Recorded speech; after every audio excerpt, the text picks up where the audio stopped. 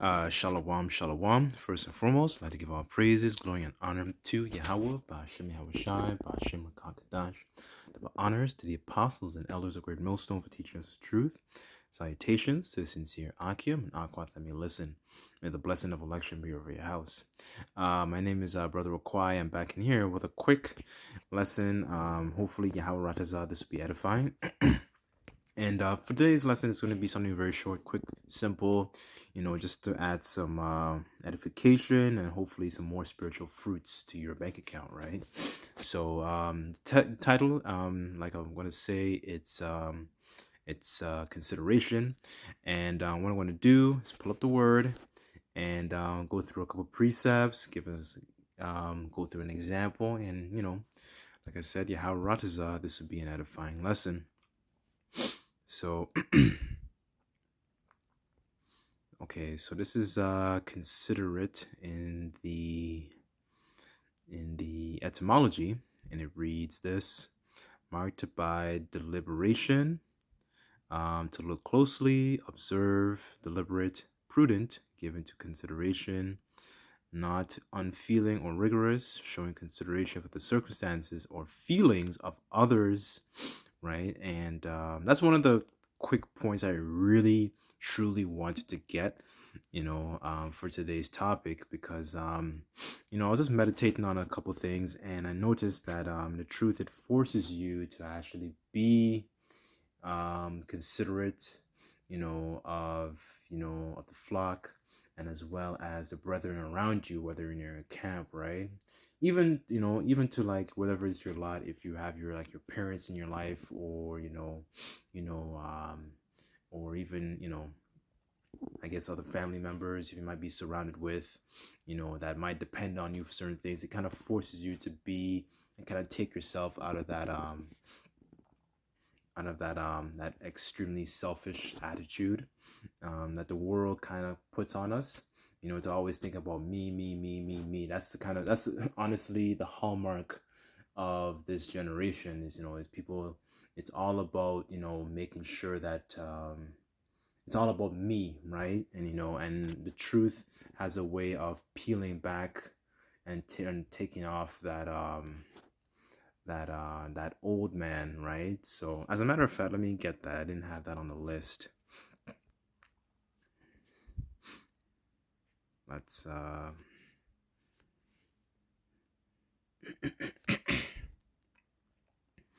okay, this is Colossians chapter 3 verse 10, and it reads, and ye and have put on the new man.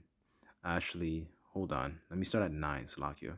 Lie not to another, seeing that ye have put off the old man with his deeds, right? And one of the things that to put off the old man, it takes time, is this constant and thinking about, always thinking about me, myself all the time, right? Because to be considerate, you're also thinking about the sincere brethren surrounding you. You're thinking about the flock.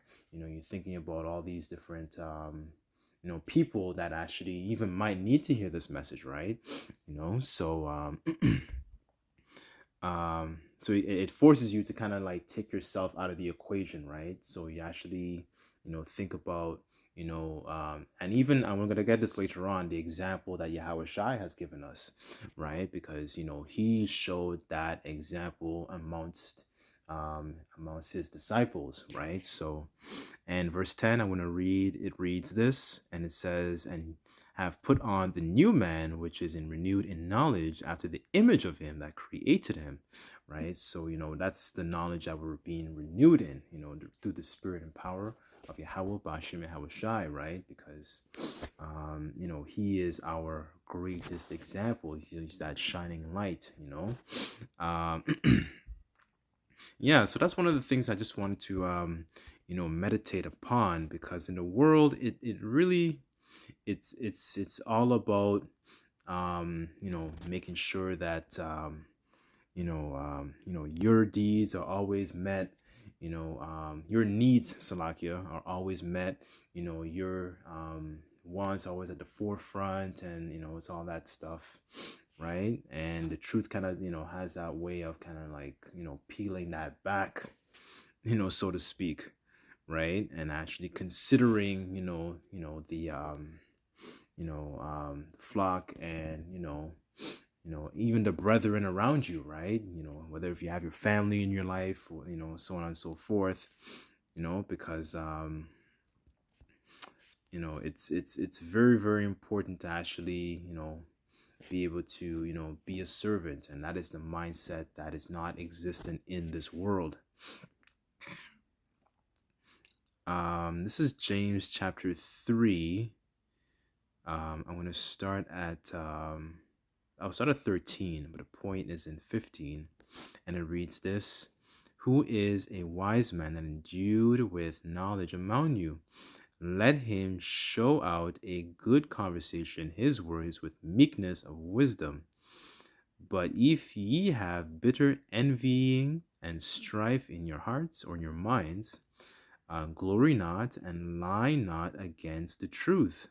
Verse 15, and it reads, This wisdom descendeth not from above, but is earthly, sensual, and devilish, right? So that is the mindset of, always thinking about, constantly always thinking about yourself, you know, and especially in Babylon the Great, man. That is the that is one of the philosophies that they push, which as a matter of fact, that's actually very satanic when you really, really think about it. Because I remember actually watching a clip months ago when they were having that Satan Con convention. I think it was in Boston a couple months ago this year.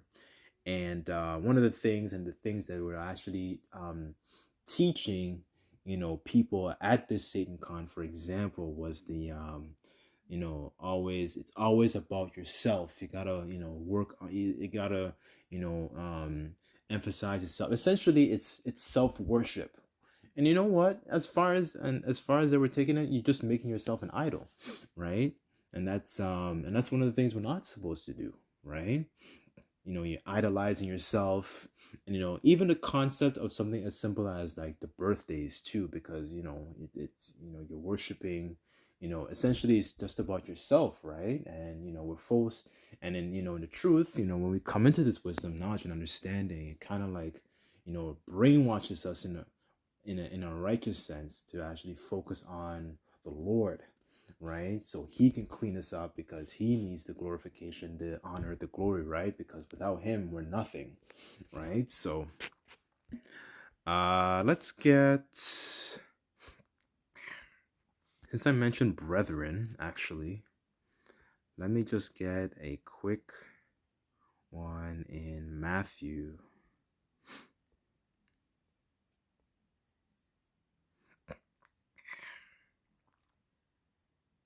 I'll start at 34. So this is Matthew chapter 22, verse 34. But when the Pharisees had heard that he had put the Sadducees to silence, they were gathered together.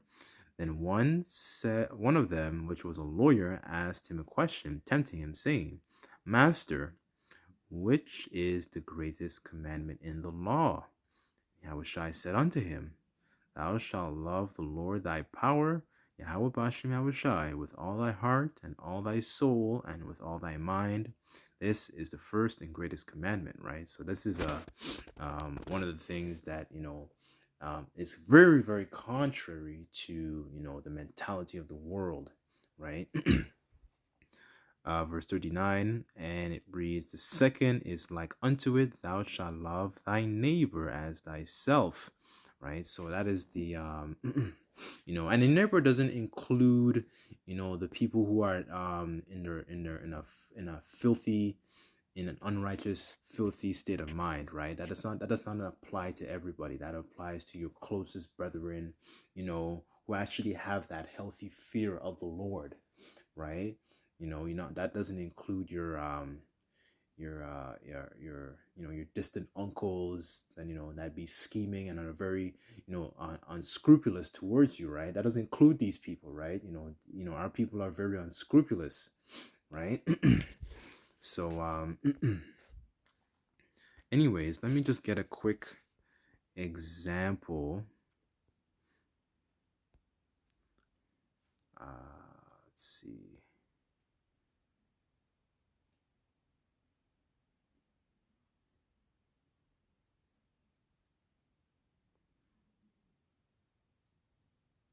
Okay, this is John chapter 13, I'll start at 3. How was I, knowing that the Father had given all things into his hands, and he was come from the Most High and went to the Most High? Um, he riseth from supper, and laid aside his garments, and took a towel, and girded himself. After he poured water into a basin, and began to wash the disciples' feet, and to wipe them with a towel wherewith he was girded. Then cometh he to Simon Peter, and Peter said unto him, Lord, dost thou wash my feet? Yahushua answered and said unto him, What do I thou knowest not how? Salakia. What I do thou knowest not now, but thou shalt know thereafter. And Peter said saith unto him, Thou shalt never wash my feet. So Peter, Peter is like, he's trying to why are you washing my feet? You know, and Yahushua answered him, If I wash thee not, thou hast no part in me. Simon Peter saith unto him, Lord, not my feet only, but also my hands and my head. And Yahushua saith unto him, He that washed needeth not save to wash his feet, but is clean every whit. Ye are clean, but not all. If ye knew who should betray him, therefore saith he, ye are not all clean. So after he had washed their feet, and had taken his garments, and was set down again, he said unto them, know ye what I have done to you? Ye call me Master and Lord, and ye say, Well, for so I am. If then your Lord and your Master have washed your feet, ye also to wash another's feet. Wow, this is very, very powerful. Because Yahushua is actually, he wasn't just a person that, they called him master, and he's the one that, was instructing them. But, he was also not just, teaching the disciples, but he was actually showing them as well. This is what you ought to behave. This is how you ought to conduct yourself, right? And, Yahushua being our example, we're supposed to, take on that mindset and apply it to our situations where whether this may seem fit, right? I'll read verse 15, and it says, I have given you an example that ye shall do as I have done to you. Oh, this is good. I want to read this one too. Verse 16, verily, verily, I say unto you, the servant is not greater than his Lord, neither that he is greater than he that sent him, right? So, Yahushua is, he's laying out an example, showing his disciples, okay, this is how you actually ought to conduct yourself, right? So, I want to end it off with one more, right?